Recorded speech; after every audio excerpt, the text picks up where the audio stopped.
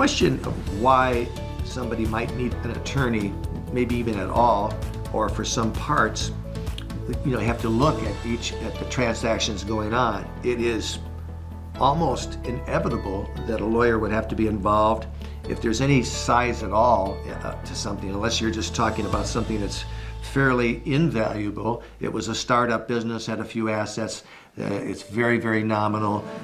Perhaps in a situation like that, there would be no need for an attorney.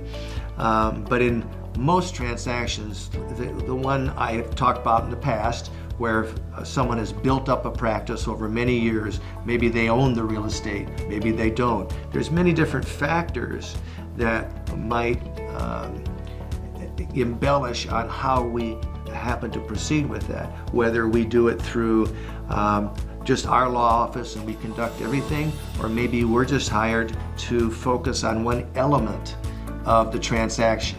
As an example, maybe the business part of it has already been settled, but the real estate part of the transaction has not, and maybe that's all we're going to focus on.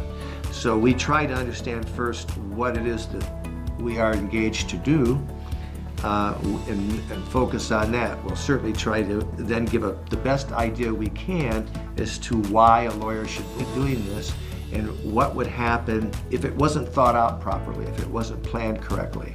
And I'll give you an example on that. They're going to retain the real estate in the business, but they're going to lease it to the individual who purchased the business, right? That lease document, even a relatively small lease agreement for commercial space, can easily be 30, 40 pages long.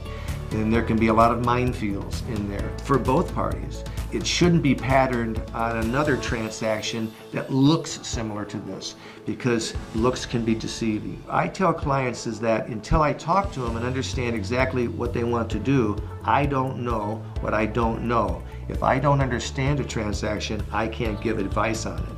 So that's the very thing, first thing I answer. Then I can answer that question as to why you need a lawyer.